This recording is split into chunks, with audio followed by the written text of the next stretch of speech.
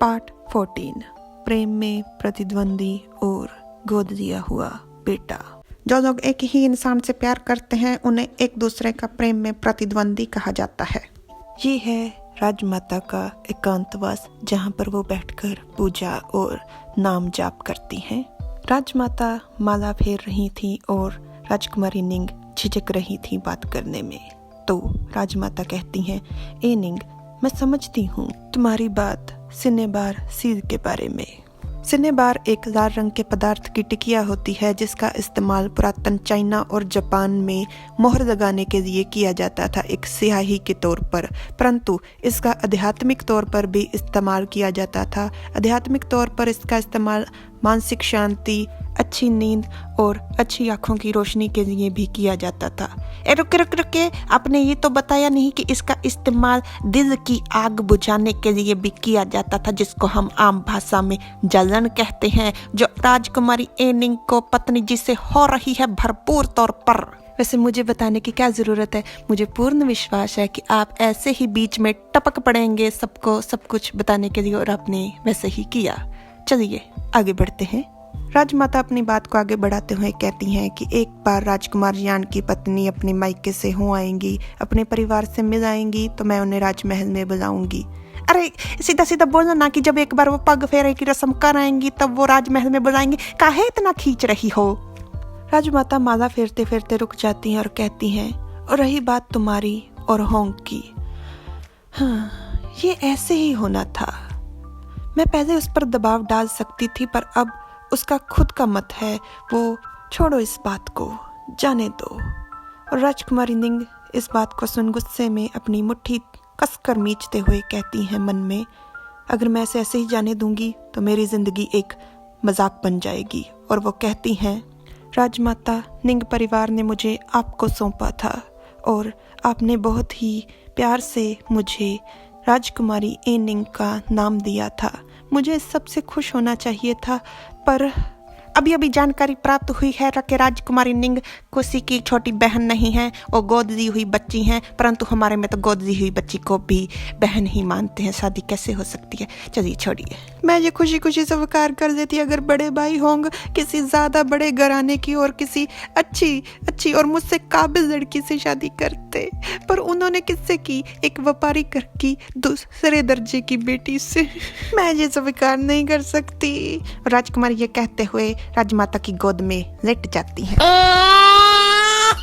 राजमाता समझाते हुए कहती हैं कि ये किस्मत थी और किस्मत का लिखा कोई नहीं टाल सकता और ना ही कोई जबरदस्ती कर सकता है। तुमने हजारों बार मेरे साथ श्लोक पढ़े हैं, सूत्र पढ़े हैं, पर तुम अभी भी नहीं समझी, तुम सच नहीं देख पा रही हो। अरे छोटे कबूतर, तुमको ऐसे सुकून से सोते हुए देख हमको बहुत खुशी हो रही है। वैसे रात को कबूतर सोते हैं, उल्लू जागते हैं, हमको मालूम है, पर फिर भी हमको बहुत खुशी हो रही है। छोटा रोंग, तुम वाकई में जासूसी गैंग के पालतू हो, परंतु तुम बिल्कुल बुरे नहीं, तुम बहुत अच्छे हो जैसे हमने सोचा था। तुम बहुत अच्छे हो, हमको चिंता मुक्त करने के लिए धन्यवाद। आपका बहुत ऐसे ही प्रेम से रहना हमारा आशीर्वाद है। तुम्हारी जोड़ी सदा सदा सलामत रहे। दूसरी तरफ हुआ गैंग के मेंबर आपस में चुगलियां कर रहे हैं। हमारे मालिक और मालकिन ने कल रात बहुत ही आनंद में गुजारी, उनको आधे में ही नहाना छोड़कर आना पड़ा, और मालकिन तो इतना थक गई थी कि उनसे खुद से चला भी नहीं जा रहा था। राजकुमार उन्हें उठाकर अंदर लेकर गए। राजकुमार मालकिन से कितना प्यार करते हैं, सच में उन्होंने हमें उन्हें छूने तक नहीं दिया और हमसे कह दिया तुम लोग जा सकते हो, हम चले जाएंगे। आज हमको पता चल गया कि झूठ बहुत ही प्यारा होता है, बहुत ही खूबसूरत होता है, यही खातिर तो लोग झूठ बोलते हैं, तभी तो। और ये देखिए, आधा झूठ तो उससे भी अति सुंदर और प्यारा है, क्योंकि राजकुमार के मन में प्रेम है, ये सबको पता है, हम सबको पता है, परंतु पत्नी जी के मन में क्या है ये भी हम सबको पता है, तो ये आधा झूठ हो गया।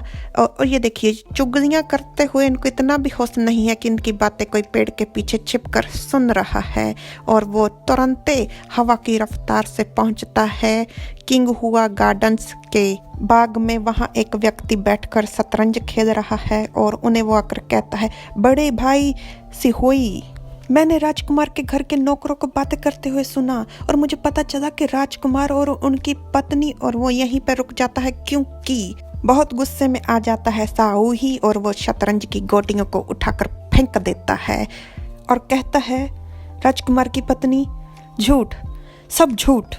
बड़े भाईजान कभी भी ऐसे एक किसी अनजान लड़की के प्यार में पड़ ही नहीं सकते। वैसे लड़के के बारे में क्या विचार है आपका? उसके प्यार में पड़ सकते हैं कि नहीं? वैसे आप हमको एनिंग की तरह भाई वाई नहीं लगते। और राजकुमार अपने कमरे में कपड़े पहन रहे थे कि पत्नी जी को एकदम से जाग आती है और उनके दिमाग में आता है, वैसे उनको ये मच्छर ने काटा है, या दिमाग में आता है कि मैं तो गर्म पानी के तालाब में था। नहीं, पत्नी जी ऐसे चौंक कर उठते, का छोटे छोटे कपड़े पहन रहे हो राजकुमार, थोड़े बड़े पहनिए, पुराने जमाने के हैं आप आज के जमाने के थोड़ी हैं। पत्नी जी आवाज लगाते हैं, राजकुमार, मेरा मतलब हबी, कल रात मैं। पत्नी जी अपने कमीज को कसकर पकड़ देते हैं। वैसे कल रात राजकुमार की बातों से उनका ऐसा प्रतिक्रिया स्वाभाविक है। राजकुमार अपना पैजामा पहनते हुए कहते हैं, क्या तुम भूल गए?